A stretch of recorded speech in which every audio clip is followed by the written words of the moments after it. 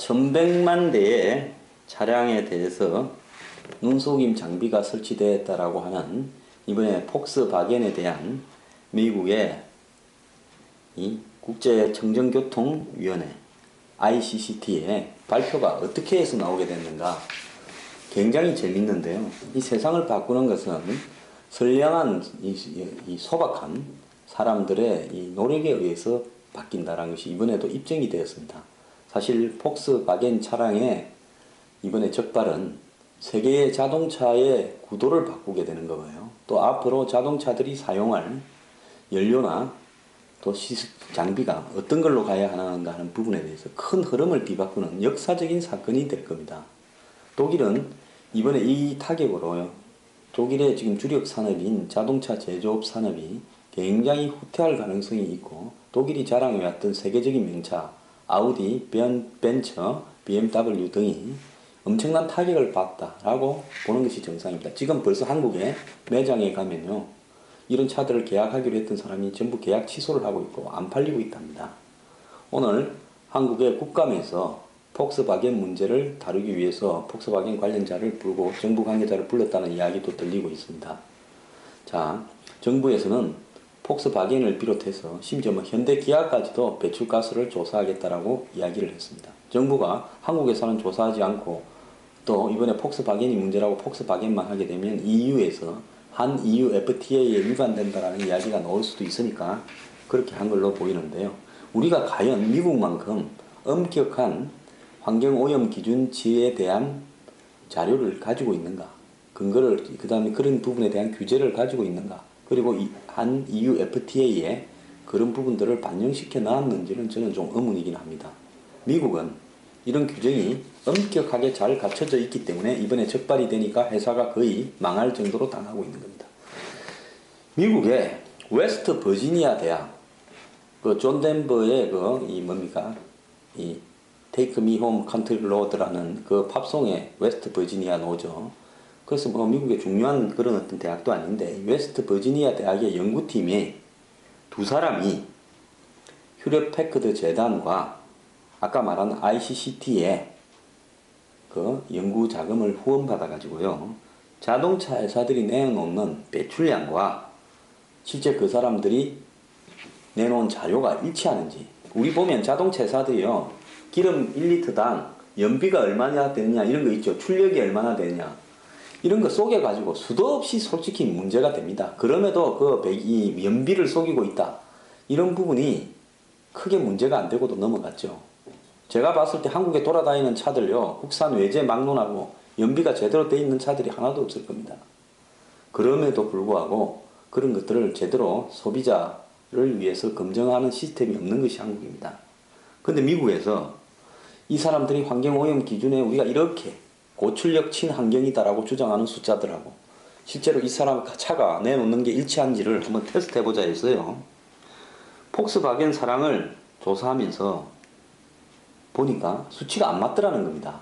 그래서 처음에는 이거 우연으로 이렇게 실험 한 번 했으니까 이렇지, 진짜로 실험이 자꾸 하면 그 사람 수치가 맞겠지 하고 생각을 하고, 그래서 이 사람들이 뭘 했는가 하면 폭스바겐의 파사트하고 제타, 준중형차하고 중형차죠. 그래서 이 차를 가지고 한 2000km까지를 몰아봤답니다. 샌디에이고에서 시애틀까지요. 저 캘리포니아 해안을 따라가지고 밑에서 위로 쭉 올라간 거죠.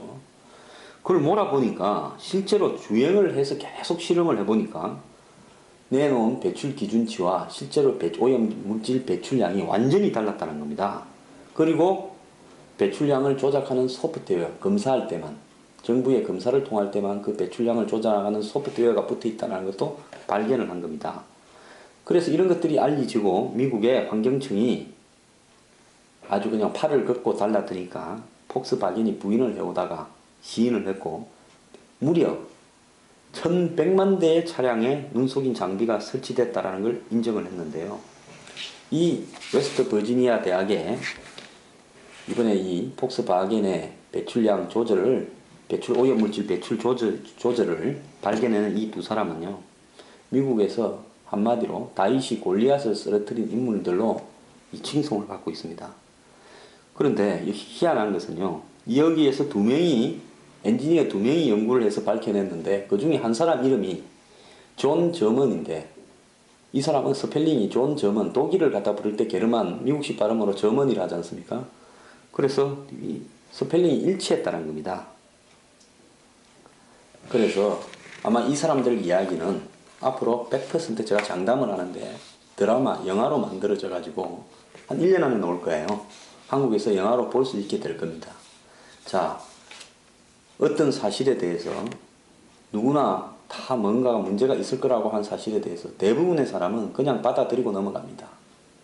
근데 소수는 거기에 대해서 문제를 제기하고, 문제를 제기하는데 그치지 않고 실제 실험을 통해서 밝혀내면서 거대한 독일의 이 차량 제국이 무너지게 만들고 있습니다. 자, 한국에 온갖 부패들이 만연하고 있습니다. 방산 비리부터 시작해서 자원외교, 포스코 비리. 그런데 한국의 이런 비리들은 검찰이 1년 내내 달라들어도 굳건하게 버티고 있습니다. 자, 이 차이가 뭐가 있을까요? 미국에는 양심적 제보자, 내부 제보자다, 또 의문을 갖고 파고드는 사람이 많은데요. 저는 이런 거 조금 파고들려고 책 한 권 내놨다가 진짜 지금까지도 순환을 겪고 있습니다. 부패 척결을 하는 것은요, 사회 시스템이 부패를 척결하겠다고 나선 사람들을 존중해주고 적어도 공정하게 그 사람들의 의견을 받아주는 부분이 있어야 되는데요. 한국에는 부패 척결하겠다고 뭔가를 파헤치거나 제보하면요, 순식간에 그 사람은 매도가 당하고 온갖 안티로 위장된 저항의 벽에 부딪힙니다. 거대한 벽에 부딪힙니다. 제가 유병현 때 이야기 좀 하다가 정말 작살이 났습니다. 자, 뭐 그 뒤에 성완종 때 이야기하다가 그것도 뭐 그냥 흐지부지 끝났습니다.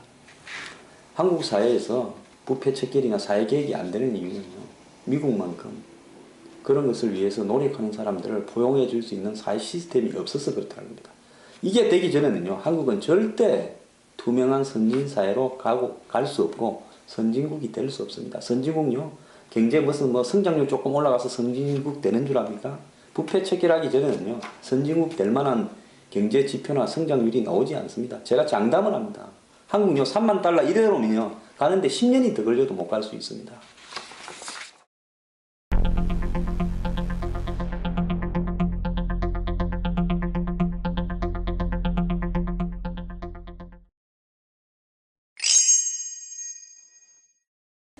러시아가요, 지금 시리아 내전에 적극적으로 개입을 하면서 미국, 그 다음에 터키, 이란, 사우디, 그리고 이집트까지 끌어들여서 육자 회담을 하자라고 이야기를 하고 있습니다.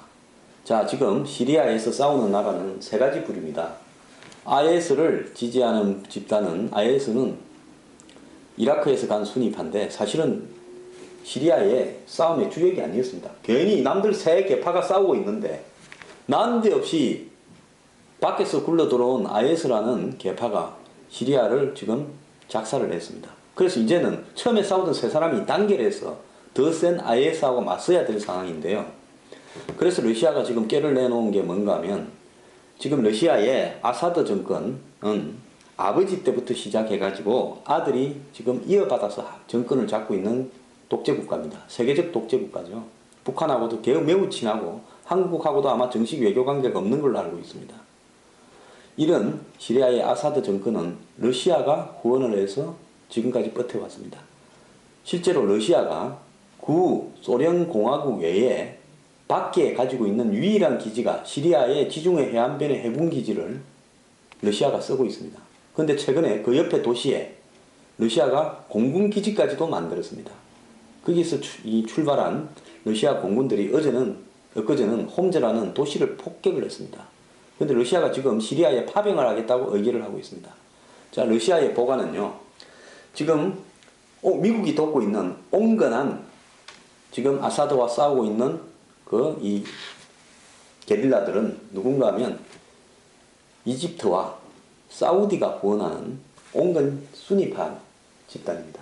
그리고 시리아의 북부에는 쿠르드족이 있습니다. 그래서 러시아는 공동으로 싸워서 IS를 몰아내고 새 세력으로 인정을 한 채 시리아를 갖다가 일종의 세 가지 영토로 좀 분리하자.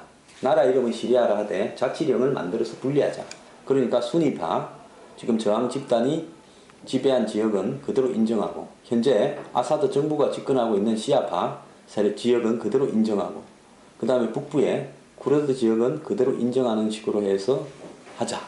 이러면서 러시아가 지금 시리아 전쟁을 주도해 가고 있습니다. 미국은 러시아의 뒤에 꽁무니에 붙어서 따라가는 양상이에요. 전통적으로 러시아는 시리아와 그 다음에 북아프리카의 리비아를 구원해 왔는데, 리비아의 가다피가 쫓겨날 때, 그때 미국의 폭격, 유럽의 폭격으로 쫓겨났지 않습니까? 쫓겨날 때 러시아가 방치했던 것이 천추의 한으로 남았어요. 그래서 러시아는 자신들의 CIS 국가와 연결되어 있는 이란, 또 이란 옆에 붙어 있는 시리아, 그리고 지금 이라크 정권도 시아파입니다. 그래서 그 라인을 구축하게 되면 중동 지역의 핵심에 러시아의 영향력이 지중해까지 도달할 수 있도록 만들겠다는 것이 보관입니다. 자, 이런데도 불구하고 미국은 IS 격퇴에 나선 지가 한참이 되었지만은 폭격을 맨날 해도 IS 세력이 줄어들었다는 소리는 들리지 않습니다. 자, 미국은 이제 자기 나라 땅에서 셀, 가스, 오일이 많이 나오니까, 애초에 IS를 만드는 사람은 후세인 정권 때, 후세인을 몰아낼 때 후세인만 드러내고, 후세인 밑에서 집권해 있던 이라크의 소수부족이 또 순위파였습니다. 시리아는 소수부족이 시아파인데요. 그 순위파의 군인들, 경찰들 대부분이 다 순위파였습니다. 왜냐하면 후세인이 순위파였기 때문에. 티그리트가 순위파의 중심지죠. 중부 도시. 그렇기 때문에 후세인만 잡아서 죽여버리고 나머지 순위파의 군인 경찰들을 그대로 정부를 구축하도록 앞에 세웠어야 되는데, 그거를 미국식 민주주의를 구축한다고 다 쫓아내버리니까 이 사람들이 전부 폭도가 돼가지고 무기고 털어서, 후세인이 다 털어줬습니다. 무기고고 돈이고. 그래서 이 세력들이 나중에 IS라는 것을 만드는데 주역입니다. 그래서 이라크만 먹는데 그치지 않고 지금 시리아까지 넘어가서 활동을 하고 있고, 전 중동과 북유럽, 그 다음에 뭐 아프간 이런 데까지 영향력을 높이고 있죠. 아프리카에도 지금 IS를 추종하는 세력이 나이지리아까지 나오고 있습니다. 그래서 미국의 잘못된 정책이 지금 IS라는 부분을 불씨를 제공했는데요. 미국은 정작 지금 IS 퇴치에도 소극적이고 지상군도 파견하지 않고 있고, 근데 얼마 전에 IS가 이라크 수도 바그다드 한 70km 앞에까지 갔어요. 그래서 얘들이 계속 공격을 좀 더 해가지고 바그다드 공항을 점령해버리면 한마디로 이라크에 있는 서방 국가의 사람들은 탈출할 길도 없습니다. 이라크에 한국 사람도 많이 있어요. 그럼에도 불구하고 미국이 이라크를 지키겠다는 건지 아닌 건지도 불투명하고, 이라크 군인들은 IS만 놓으면 미국이 준 장비 다 던져놓고, 뭐 탱크고 뭐 험비고 다 던져놓고 도망가 버립니다. 얘들이 공포정책을 구사해서요, 잡히면 죽는다고 생각해서 다 도망가 버립니다. 싸움이 안 되는 구조가 되어 있는 거죠. 러시아가 이 틈에 자기들의 말을 잘 듣는 명방 이란을 끌어들여가지고 이 전쟁을 우리가 좀 주도해가면서 중동의 영향력을 확대시키자고 달라들었고요. 미국은 세일가스 오일이 나오니까 중동 귀찮다, 손 빼자라고 이제 발을 빼고 있습니다. 사실 전쟁의 원인은 미국이 제공해놓고, 또 뭡니까, 자스민 혁명이라고 중동 곳곳에 독재 정권을 뒤집는 역할은 서방이 바람을 잡아놓고, 뒤집고 나니까 평화가 오는 게 아니라 뒤집고 나니까 더 험한 혼란, 즉 판도라의 상자를 여는 계기 되어버린 겁니다. 이래놓고 미국과 서방은 뒤로 빠져있고, 그 틈에 러시아가 중동과 북아프리카 우리가 한번 영향력을 행사해보자고, 러시아는 잘하는 게 전쟁밖에 더 있습니까? 대신 달라들고 있습니다. 자, 세계에 이런 지표가 매우, 이 지정학적인 지표가 매우 혼란스럽게 전개되고 있는데요. 여기에 이제 하나 더 이야기를 하자면, 우리가 잘 아는 그 IS에 넘어갔던 김군이라고 있죠. 서울 이 금천구 독산동에 사는 그 김군이 IS 훈련소에서 훈련을 받다가 얼마 전에 미국이 폭격을 했을 때 80명이 죽었는데 그 속에 포함되어 있을 가능성이 높다고 지금 알려지고 있습니다. 결국은 이 현실에 불만을 품고 현실 적응을 하지 못한 채 뭔가 탈출구로 찾아서 테러 집단에 넘어간 김군의 말로가 저렇게 안타깝게 끝나는 것 같은데요. 심지어 지금 IS는 자기들 쪽에 들어와 있다가 와서 보니까 IS 아니다 싶어서 탈출하려고 하는 사람들을 잡아가지고 다 사가라고 각 나라별로 통보를 하고 있답니다.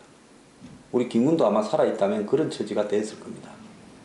그래서 이런 테러 집단은 겉으로 내세우는 이슬람 국가나 고귀한 자신들의 종교적 원칙은 허울 뿐이고요. 실제로는 그냥 지역을 점령해서 은행과 금을 탈취하고 오일을 탈취해서 잘 먹고 잘 살고자 하는 후세인의 똘마니들에 불과한 집단인 겁니다.